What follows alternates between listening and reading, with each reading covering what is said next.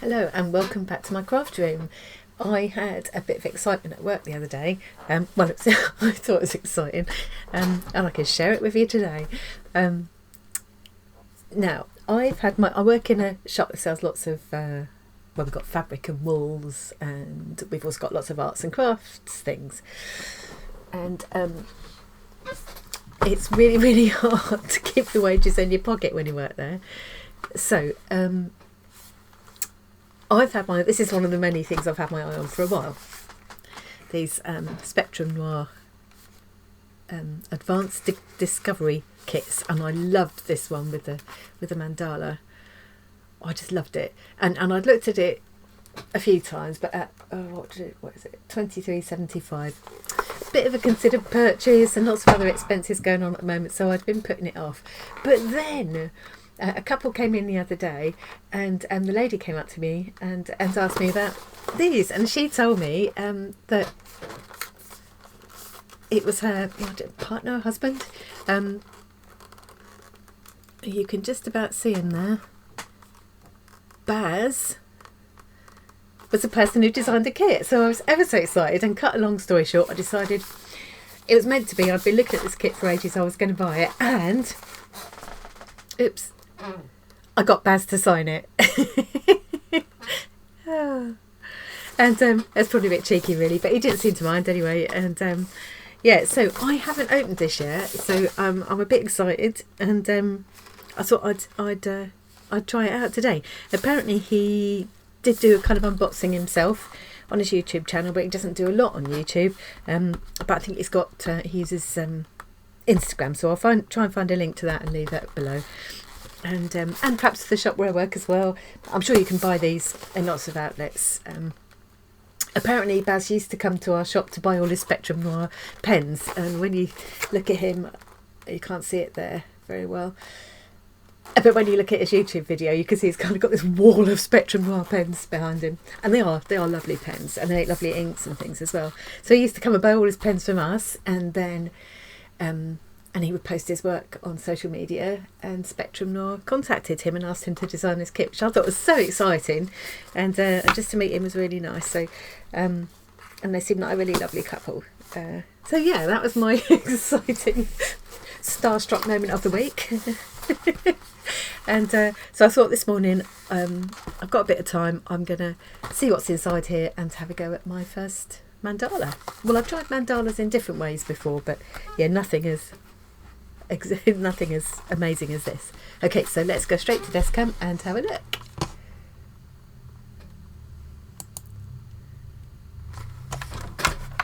Oh. I just accidentally pushed a button. Okay, but let's try that again. So here's the kit. Let's see what's inside. So we've got the Triblend pens for the alcohol markers. And the Triblend are brilliant because they've got three different colours. Three different kind of shades of the same colour. So they're perfect when you're blending and stuff. So we've got 6 different ones. Oh, try those out in a minute. We've also got 2 art liners. So it's a pigment fine liner. There's an 01 and an 03 point. That must be the one, I think. Yeah. No, that's the one. That's even finer. Oh, they feel nice. I haven't tried the Spectrum Noir fine liners. And then there are 9 pieces of line art. So they're colourable designs on premium marker paper. That's good. I did dig out my marker paper just in case, but obviously I won't need it. And then there's a how-to, expert tips and instructions. So they must all be underneath here. Let's put the pens to inside. Here are the lovely designs. The paper does feel really nice, good weight, and lovely and smooth. Beautiful mandalas. I'm assuming Baz designed all these from scratch. I think he said he's something like an engineer by profession.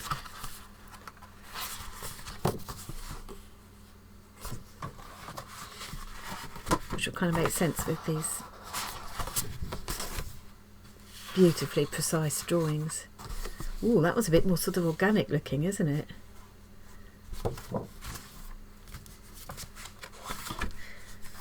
Oh, they are beautiful, aren't they?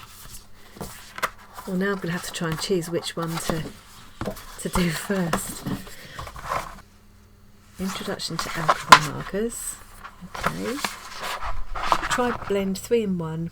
For extra convenience, our 3-in-1 Triblend holds 3 related shades for a seamless, easy to achieve blend. Can't wait to try this. The nibs. Oh, replaceable nibs, that's good. So the inks are an alcohol-based dye, which means the colours will apply incredibly smoothly. They're also slightly translucent, so they're perfect for layering and blending. Refill bottles are available separately. So I don't know if we've got them in stock at work. I'll have to find out. That's brilliant. So you're not, when you haven't got to throw away a plastic pen either when you're done. You can just refill them and replace the nib, which is fantastic. There's lots of tips and tricks here. Alcohol inks blend best when wet, so apply liberally and try to work quickly for a smooth transition. Okay. You can also overlay a darker colour to lighten it. Oh. Use light colours to tint darker colours. Oh. Every colour formulation contains some clear solvent, and this is especially true for lighter colours. The higher solvent level means lighter colours can effectively be used to soften and lighten darker colours in a similar way to clear blender. But because they're not completely clear, the effects are more versatile. Step-by-step tutorial for the mandalas. Baz's top tips. I just feel so, it's amazing. It's just, I would have enjoyed this anyway. And I think eventually I would have treated myself to it. But the fact that I've met the guy who designed it just makes it extra special for me. Step 1. Once you've decided your light source, the first stage is to use your art liners to trace over the design.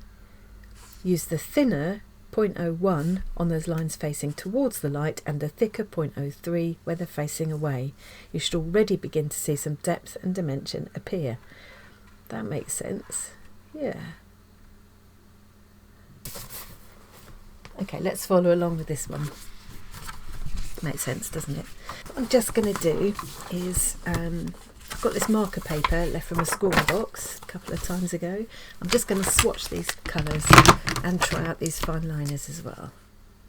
Okay, so that's all my colours. Lovely range of colours. Gives you a lot of scope. What I haven't done is try a blending 2 colours together, so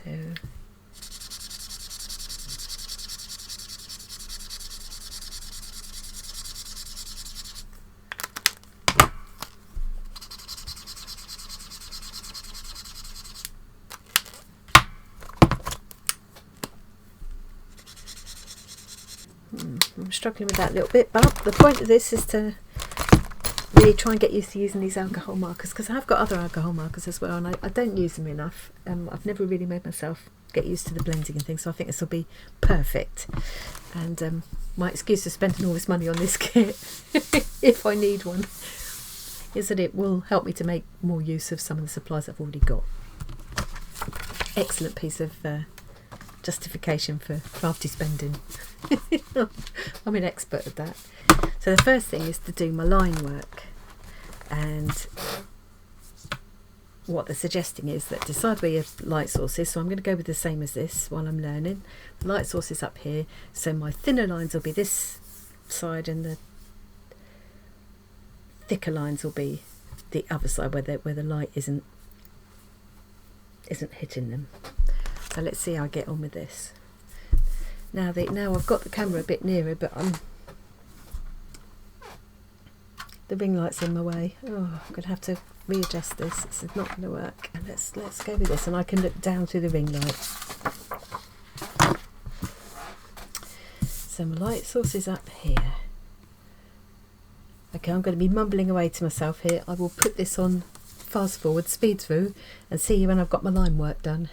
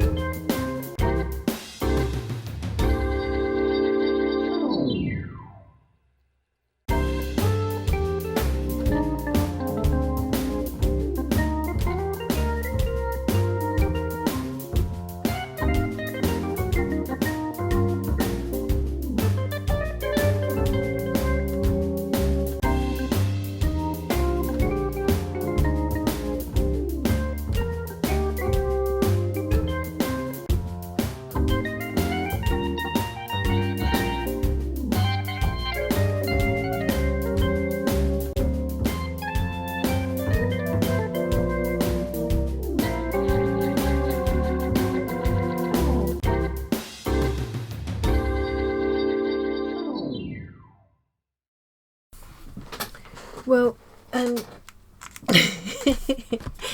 think a combination of my old eyes and trying to do this at a good angle for the camera, and I gave up on trying to look down through the ring light. But anyway, one way or another, all those excuses, I'm not having great success at keeping a nice straight line or a smooth curve. But I'm hoping that those things aren't going to matter. I'm trying to be mindful of where the light's coming from. Now I've got into a rhythm with it, I'm finding it very absorbing and meditative, and I'm really enjoying it. I'm probably massacring this mandala. I'm really sorry, Baz, but I'm having a lovely time. I'm really enjoying it. One of the things I think I'm going to like as I go along and get more used to it is that depending on where you decide to place the shadows, you can make parts of it go inwards or outwards, and you'll be able to get lots of different effects. And I think I will want to add my own little doodled lines and things as well. I'm thinking I'll probably go back in, once I've added the colour, I'll go back in with the black, tidy everything up, and I might add some white dots with my white paint pen or something as well, because I always like doing that. So what I'm going to do is I'm going to stop recording for now and finish putting these lines in, and then I'll come back when I'm ready to start on the colour. I did try tidying up my lines a little bit, which is just going from bad to worse. So I'm going to leave it like this. Hope that the colouring will cover the colouring, and then the doodling will cover a multitude of scenes. I'm having a lovely time anyway, even if I'm not doing a perfect job of it. The kind of it's repetitive enough to be relaxing, but you just have to think a little bit, because you've got to think about where the light's coming from so it doesn't get boring. So yeah, and you can just, it's quite easy. I can imagine as I go on it's going to be easy to change it up and make it my own. This first one I'm more or less copying what's already been done. So the suggestion here is, when you the first step with adding colour is to start with the flat surfaces that aren't either pointing towards or away from the light. These kind of recessed areas, I guess. Yeah, I think I'll more or less follow what's been done there. So start by putting my lightest colour in all of these sections.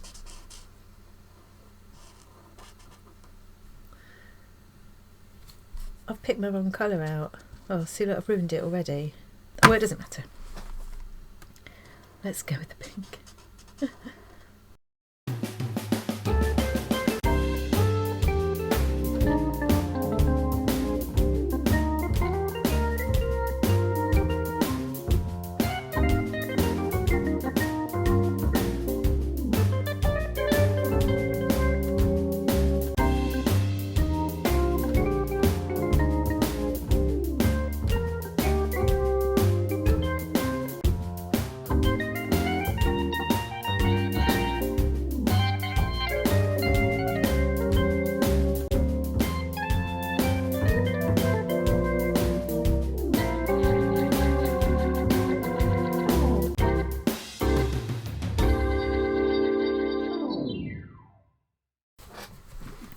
Okay, it's my first stage done. That's a bit kind of pinker than I had in mind, but let's go with it.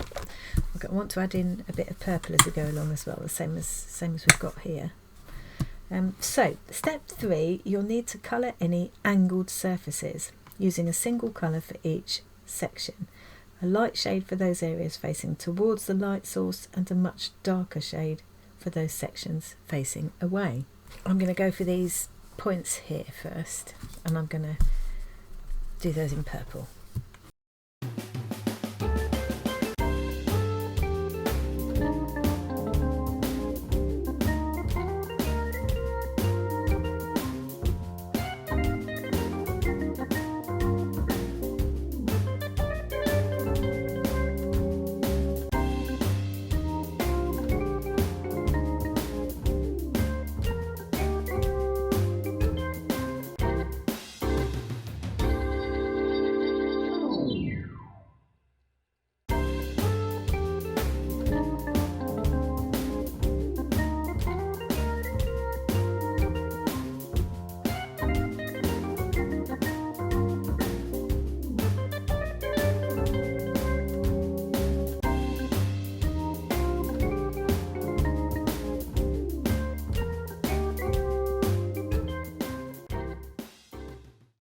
I'm ready for the next stage. I've gone my own way a little bit here, but I'm still more or less following the guidelines. So, step by step. So, this is the stage where your mandala should really come to life. Start with the very lightest shades directly under the light source, then blend into the darker shades by layering wet ink to create a smooth transition. This diffused, blended effect is perfect for rendering highlights on any curved surfaces. So this is where we've got these kind of really curved looking areas here. This will be really good practice for my blending. Baz's top tip: for the most extreme highlights, you can leave areas uncoloured and just use the white of the paper to indicate reflections. I might also go back in with a paint pen later as well. So, light sources here.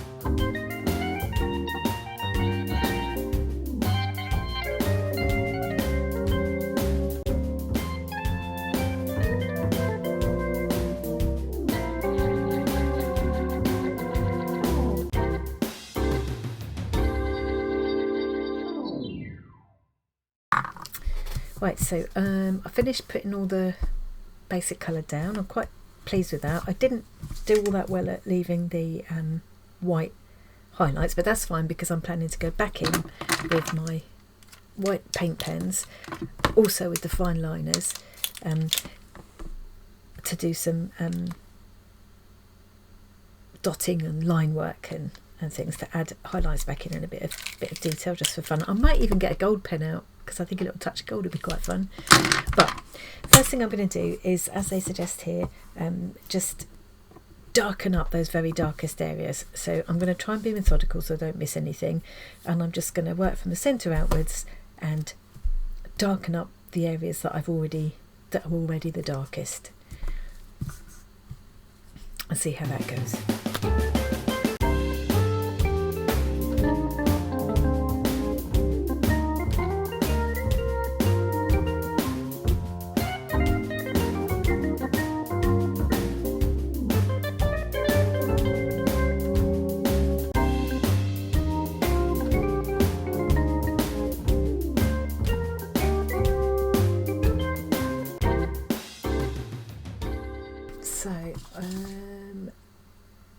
I've darkened up some of the areas, some of the more shadowed areas. Now I'm going to actually go with this mid-purple colour and see if I can add some actual drop shadows.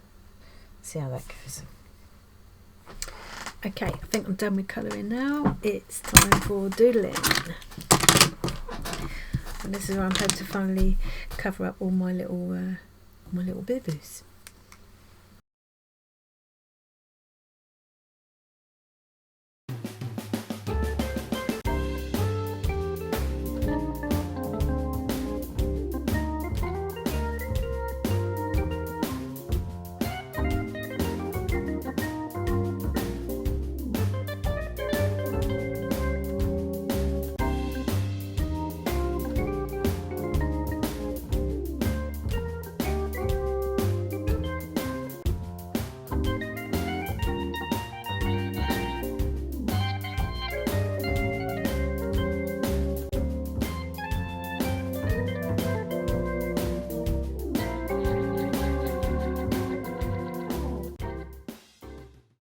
once I got a white pen in my hand, I can't stop making dots. I need to make myself stop now.